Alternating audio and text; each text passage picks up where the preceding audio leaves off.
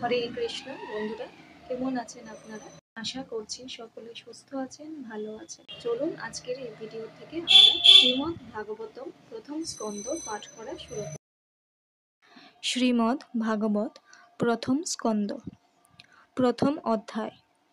ঋষিদের প্রশ্ন। ওং নমো ভগবতে বাসুদেবায়। জন্মাদস্য যত হন্যয়াদিত রত রতশ্চার্থেস্য ভিজ্ঞ স্বরাট তেনে ব্রহ্ম হৃদাজ আদি কবয়ে মুহন্তি যৎ সুরয় তেজো বারিমৃদাং যথা বিনিময় যত্র ত্রিসর্গ হমৃষা ধাম্না সেন সদা নিরস্ত কুহকং সত্যং পরং ধীমহি। অনুবাদ।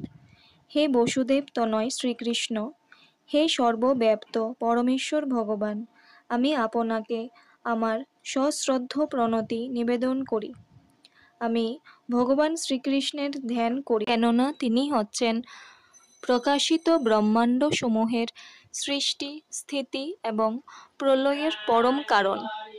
তিনি প্রত্যক্ষ এবং পরোক্ষভাবে সব কিছু সম্বন্ধে অবগত এবং তিনি সম্পূর্ণভাবে স্বাধীন, কেননা তার অতীত আর কোনো কারণ নেই। তিনিই আদি কবি ব্রহ্মার হৃদয়ে সর্বপ্রথম বৈদিক জ্ঞান প্রদান করেছিলেন। তার দ্বারা মহান ঋষিরা এবং স্বর্গের দেবতারাও মোহাচ্ছন্ন হয়ে পড়েন।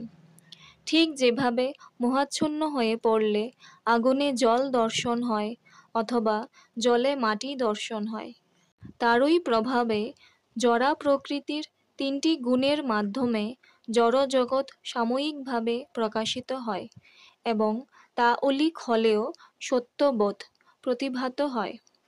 তাই আমি সেই পরমেশ্বর ভগবান শ্রীকৃষ্ণের ধ্যান করি, যিনি জড়জগতের মোহ থেকে সম্পূর্ণভাবে মুক্ত, তার ধামে নিত্যকাল বিরাজ করেন। আমি তার ধ্যান করি, কেননা তিনিই হচ্ছেন পরম সত্য। এই শ্লোকের তাৎপর্য। ওং নমো ভগবতে বাসুদেবায়। এই বন্দনার মাধ্যমে বসুদেব এবং দেবকীর পুত্র শ্রীকৃষ্ণকেই প্রণতি নিবেদন করা হচ্ছে। এই তত্ত্ব এই গ্রন্থে আরও বিশদভাবে বিশ্লেষণ করা হবে।